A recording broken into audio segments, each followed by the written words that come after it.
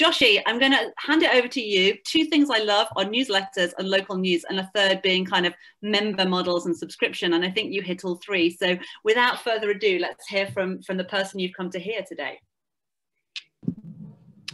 Hey guys, just to check first of all, can you hear me okay? Yeah, definitely? Great. Perfectly. Okay, awesome. Unfortunately, I'm not at home today or at the office. I was sort of on the move, so I've had to stop in some sort of hotel in Warwick. So if there's the occasional bit of noise, I apologize for that. But I think it'll be fleeting. And if you can hear me okay now, that's good. I wanted to talk to you guys today, and I'm really grateful to have been invited on, about what's happening in local journalism. I got into local journalism about a year ago when I started a tiny newsletter in Manchester called The Mill. And it's been going for a year now, and I've got obviously a bunch of thoughts about how it's gone. But what I wanted to talk about today was some of the things that have happened in local journalism and some of the ways we should be thinking about the way in which the industry has been disrupted and the kind of changes that have happened within the industry. But first of all, let me kind of introduce myself briefly. I used to be a feature writer on the London Evening Standard. I've written stories for The Guardian and The Times and The Telegraph and those kind of newspapers. And a year ago, I started The Mill as a Substack newsletter. I'm guessing, given the audience, that most people will know what Substack is, but if you don't, it's a newsletter platform that allows you to send out and monetize newsletters via subscription. So it's very subscription heavy. They focus on that being the main revenue model. And I started this in Manchester because I wanted to see if a high quality journalistic local newsletter would allow me to build a sort of new model for local news, a new way of doing things. So I've been doing it for a year now. And I think what I've learned in that time is that a lot of the economic forces that have reshaped local news in the past decade are not as well understood as I realized or as I thought. So I thought I'd talk about that for a few minutes and then talk about maybe what some of the solutions are. Over the past 20 years, as we know, the whole news industry has been completely turned upside down by the revenue collapse caused by the internet. But what's happened in local news is particularly pronounced because local news was effectively based on the idea of very high barriers to entry, right? If you wanted to create a local newspaper, you had to invest an awful lot of money because it required printing presses, right? So there was a kind of a natural monopoly built into most local newspapers. Most towns and most cities had one or two local newspapers, and no one else could afford to enter the market. And what that meant is that local newspapers had a virtual monopoly on local advertising. There were some other places you could advertise, but not many. And what that meant was that these local newspapers were extremely profitable. It was an incredibly lucrative, in the 80s, 90s, and 2000s, it was an incredibly lucrative area. And that has completely fallen away in the past decade. Really, it started falling away in the year 2000, but it became particularly clear. I think the hemorrhaging was showing up incredibly clearly in around 2010. And now what you have is, we have a landscape where the number of people working in local journalism, certainly in this country, but I think it's very similar in the US, is about half the number that we had 20 years ago. And I would actually go further than that.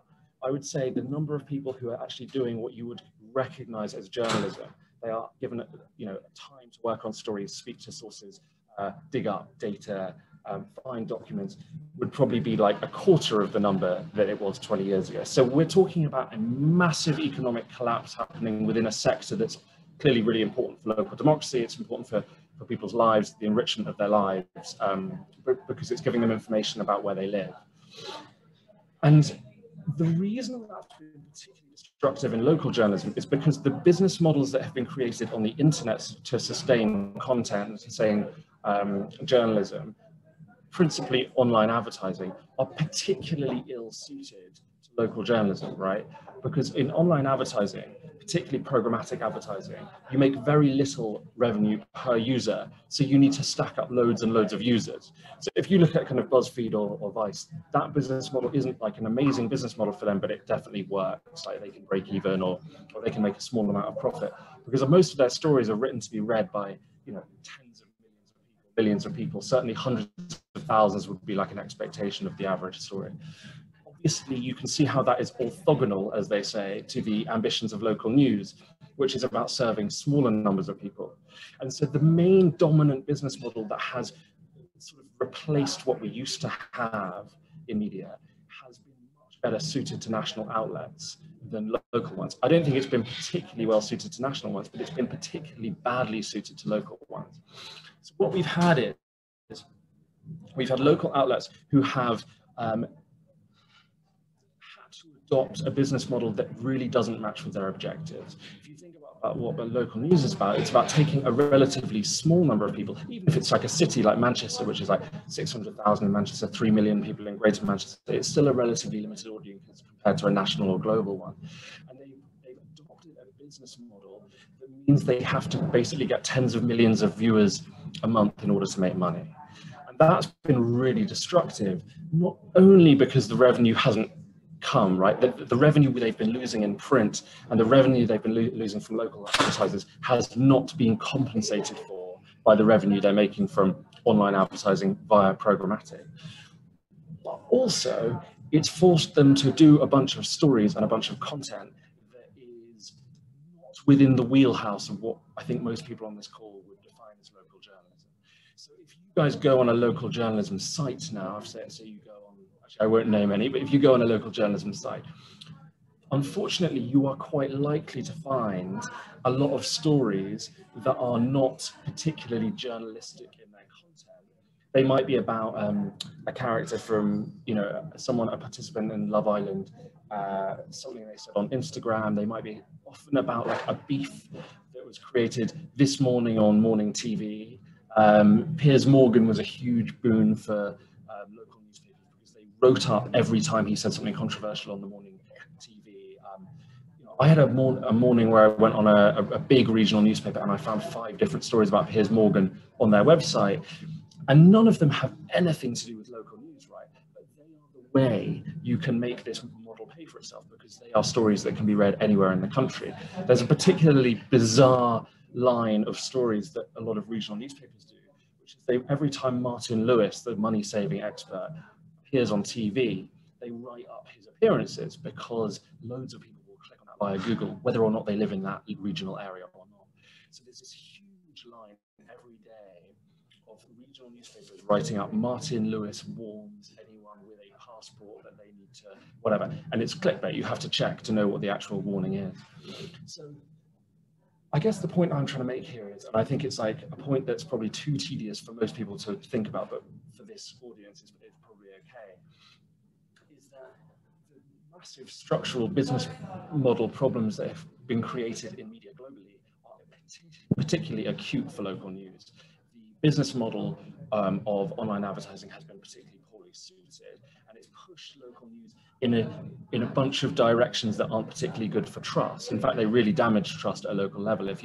Every time you hit a piece of clickbait on your local newspaper, you are going to trust that news organization less, right? Which is really bad when like bad stuff happens, because you then begin to associate your local newspaper with sensationalism, or with opportunism, with clickbait, when what we need from local news is to be highly trusted, right? So that's kind of why when you go on local newspaper websites now, you see a slightly bizarre mix of like good local journalism, totally random celebrity content, very bizarre sort of Martin Lewis warns you to check your bank accounts and sort of stuff. And I think what is not very well understood, and maybe what I've been trying to talk about in the past year, I don't think readers understand why that happened. I think people know it's happened. Like a lot of my readers, when I say, why do you read the Mail? Why do you like our in-depth stuff? Why do you like our newsletter? They say, because of what the MEN has become, the Manchester Evening News. But people are not very good at articulating or understanding, and nor should they be, why that's happened. And my point is, it's happened because the people who run local news across the UK chose to replace their kind of totally collapsed local advertising, which they lost to Google, Facebook, Auto Trader, Gumtree, anywhere that you can advertise online. They chose to replace it with online programmatic display advertising. And that was a really, really poor fit for local news. So having made that point, I guess I would say what we need to be thinking about if we want to talk about a local news renaissance, is we need to be thinking about changing the business model fundamentally. And it's not reinventing the wheel or saying anything particularly radical to say subscriptions have been a really important driver of journalistic success and economic viability for, you know, big global publications like The Economist and the New York Times and the FT. Local journalism has not embraced that business model, and it now needs to. It now needs to do it really urgently if it wants to avoid what's been happening, which is every year fewer and fewer and fewer people working in local news. And if we take the metric I mentioned earlier, which isn't just like number of people employed by local news organizations, if we take the metric, number of people who, let's say, don't have to write more than 1 or 2 stories a day, i.e. they really get time to do news.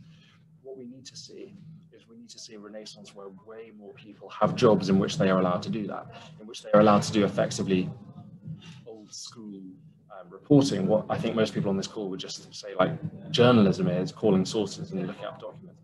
And I think we're only going to do that if we move back to the idea of people paying for it. And that means getting local people to pay you know, £5 a month or £7 a month or £10 a month for a local news outlet that is committed to quality, and A, is committed to serving those people who pay, B, has a wider remit of using the money that they get from them to pay for journalism that has a wider impact that serves the broader community, even of people who don't pay. So that's kind of what I believe in, and that's what we've been building with the Mill, and we've got we've got almost 1,000 paying subscribers now after a year, which means that I can pay for myself, I can pay for my one employee, I can pay for an office, I can pay for, you know, a network of freelancers. It's very early, so I would like proviso everything I say by saying I don't know the solution to all these problems in a really broad sense. And like the huge caveat is that like, will what we're doing with the Mill work in like other places? I don't know. But I think my main message would be is if we don't fundamentally change the business model that is paying for local news, we will continue what's happened over the past decade, which is every year we have fewer and fewer people in jobs who can scrutinize local politics, local business, etc., etc. To give you an example, in Greater Manchester, where the Mill is based, Greater Manchester used to have the Manchester Evening News that had about 120 journalists. It has roughly half that number. It's heavily disputed every time I mention that, but it's in the ballpark of half. But it used to have town newspapers in Stockport, Oldham, Bolton, Bury, Wigan, that all had newspapers that had like 30 staff. Like I've spoken to people who worked there in the like mid-90s. These newspapers had big staffs.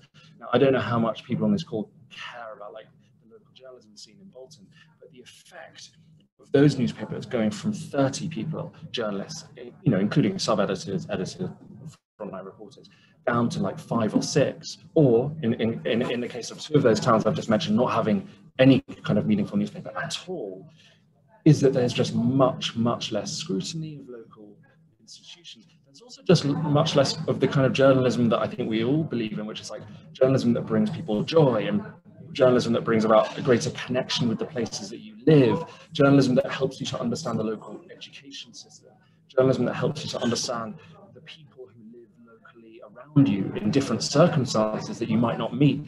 There are loads of forms of journalism. It's not just about sort of attending council meetings and accountability, but we need a business model that will pay for those things. I firmly believe we can find it. We just need the 10,000 people in every big city and the 2,000 people in every big town to pay for a quality local outlet that has the ambition of being funded in this way.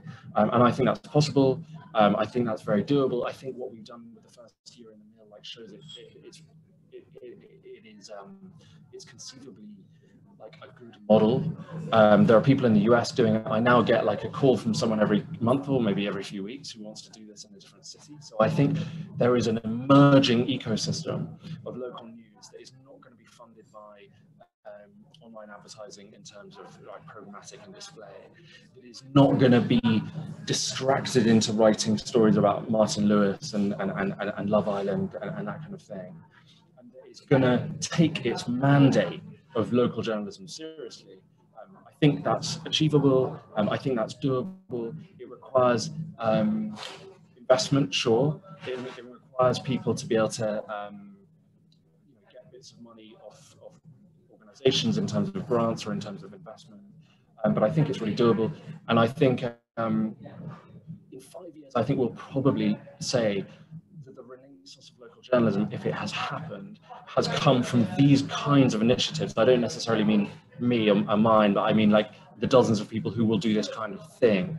I don't think the renaissance in local journalism will come from the big 4 companies who own 85% of local newspapers, because if it was going to come from them, it would have come from them already. Like, we're talking about the enormous crippling recession that's taken over local journalism has been going on for about 15 years now. It is totally repeating itself every year. It's incremental.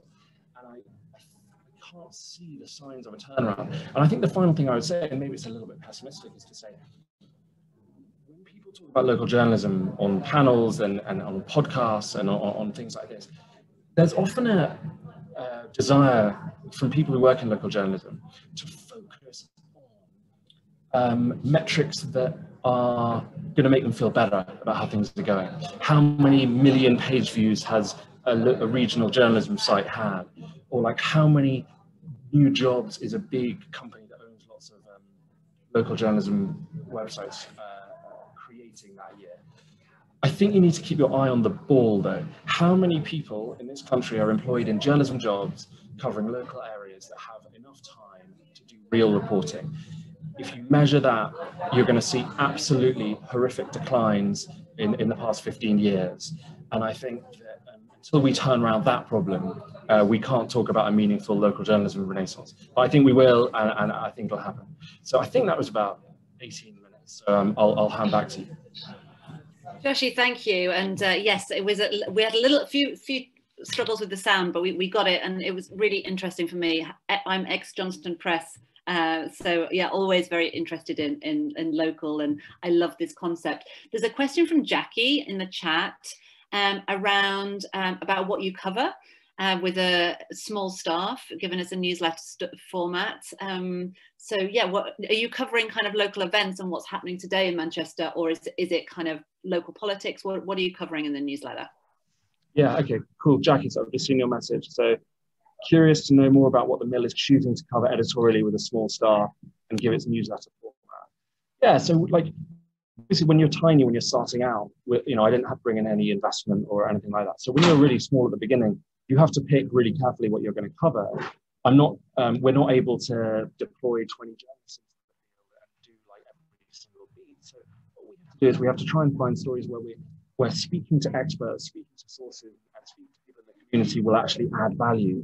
So, we write about crime, we write about politics, we write about culture, we interview local people whose voices maybe, you generally wouldn't find. If you go on the Mill's website, I think you'll find some like stories that are like a little bit esoteric and they're about random citizens who maybe don't normally get a ton of coverage. So it's a lot about choosing. Like, the Mill's probably closer to a magazine now than a newspaper in terms of how much choice we have to do. But yeah, the newsletter format's been amazing. You said something about the newsletter format. I mean, newsletters are really good because they